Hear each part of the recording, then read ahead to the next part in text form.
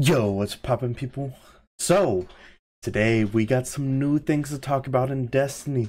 The Into the Light mini DLC, which showcased some new weapons for us to see. And, well, new weapons. Most of the weapons are just old weapons brought back. And two current raid weapons, which I find to be a little problematic. So let's talk about that first. As someone who raids a little bit, I find it exciting to be able to get these weapons, but also boring to get these weapons. Obviously, some people cannot raid every week, but it is an MMO. It's like getting on WoW, Wrath of the Lich King, and not raiding and getting Shadowmourne for free.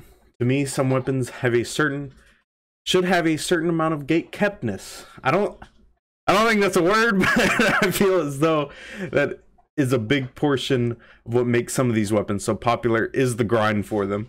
And there are plenty of non-raid weapons that are better than raid weapons. We also have alternatives to the ones that are the best.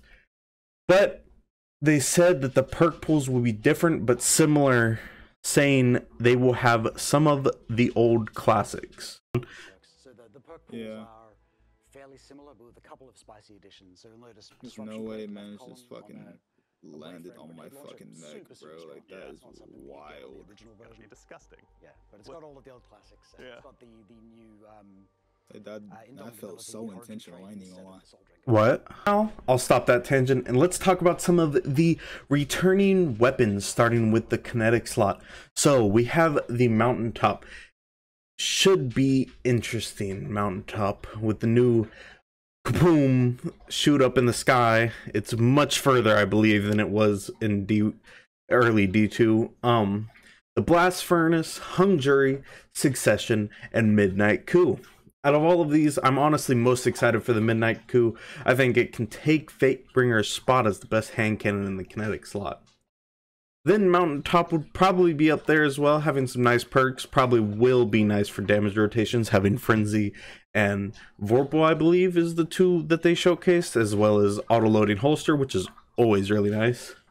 Moving on to the energy slot, we have the fan favorite Recluse, the Luna Howl hand cannon, Elsie's rifle, a weapon that was in D1 being the Stranger's rifle, which should be interesting. The scope is very gross looking on it in comparison to something like the No Time to Explain, which is a very similar design and everything, and it's sort of the same thing. Then we have Forbearance.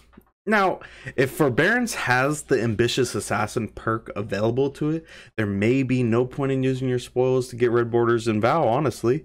Unless you like the origin trait more from Val, but I honestly really like this origin trait. We'll get to that later. Moving on to the heavy, it's looking pretty interesting. We have the Falling Guillotine with Eager's Edge, bringing it in as the 4th sword with Eager's. Surely this means we get a Vortex sword buff, right? Right, guys? Right? Well, then we have the Edge Transit. Hopefully Edge Transit has some good rules to be able to compete with Cataphract and damage, so I can stop running trials. One can dream, though. One can dream. Finally, and what I'm pretty excited for is the Hammerhead machine gun. The rule they showed off was Rampage Killing Telly, so pretty sure it's going to hit like a truck. And I believe that it has a possibility of competing with Commemoration for one of the top machine guns in the game.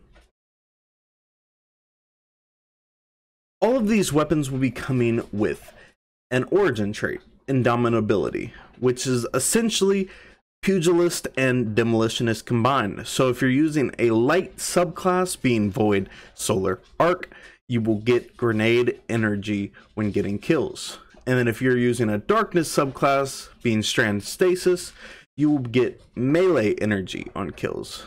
So I think these weapons are pretty excited, even though they are older, and even though they have some raid weapons in there, I'm excited to grind for them, which will be made easier, it seems, with attunements.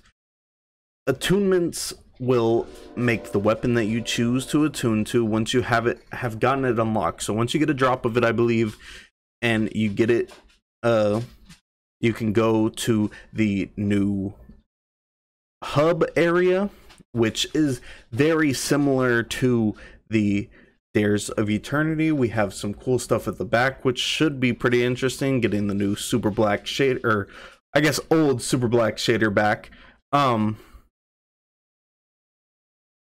But having it attuned, you will have a higher possibility of dropping that weapon, so it'll make things much easier to farm.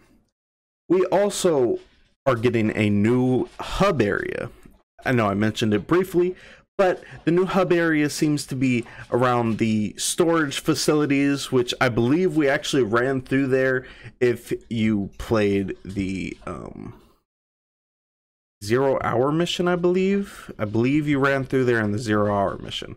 I may be wrong, but pretty confident that I'm right. So we have the storage area, which is just kind of like a little like space area that just has nothing. And then you walk into the Hall of Heroes, which is where all the exciting stuff happens. You have the chests where you can attune. Shax is there, being our vendor for this event. There's also another robot there named Archite 99, I believe, and it will have some bounties, some missions for specific weapons. And then we have a black sludge thing, whatever the hell that is, which is where the Super Black shader will come from, I guess. I'm wondering if that will have some good lore behind it. But without further ado, Guardians, make sure you like and subscribe if you enjoyed, and peace.